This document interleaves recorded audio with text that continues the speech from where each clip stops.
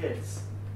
And I've thought about it a lot over the last few years as I've been writing more and more stuff for kids, and people have asked me to write for kids, and I'm thinking, well, I'm writing for myself. What makes it for kids? So I wanted to offer you just two pieces of, well, I suppose it's story craft, really, about what makes something capture the attention of that audience. And the first is that you could look at superficial elements of what you would call a children's book.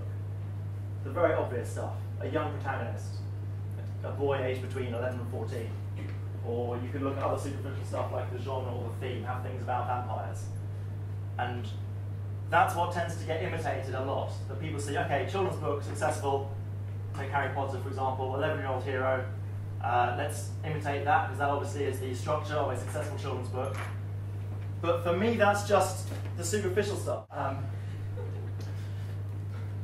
And to be honest, when I started writing, one of the things that I was looking at when trying to work out what would make such an exciting, gripping, perfect story was Harry Potter. And then, on the other hand, looking at things like The Bourne Identity.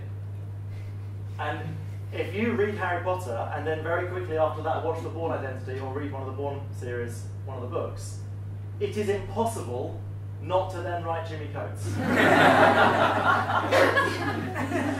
And if any of you picks up a Jimmy Coates book, which then now that I've told you that, you may have spotted it anyway, you'll see, oh yeah, okay, so he's taken this from Harry Potter, and oh, he's mixed it with Jason Bourne, but hopefully you'll then see, oh, he's taken it somewhere else and done his own thing with it. But those are superficial things that I took as elements of successful stories.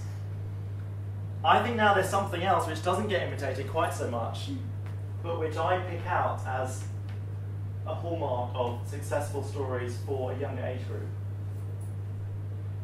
And it's a question of emphasis of different story elements. It's a question of emphasizing structure and conflict over character and setting.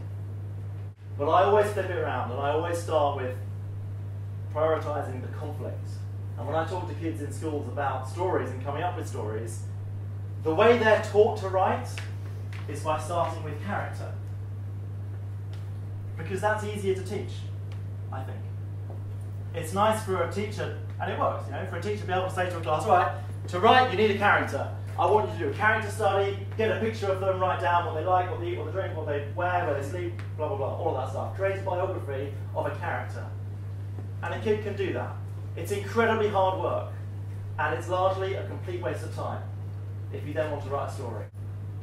If you do it the other way around, and this is what I tend to talk to kids about when I'm doing workshops or creative writing with them, if you start with the conflict, start with what problem a character is going to face, you immediately learn more about the character because you learn how they handle the problem.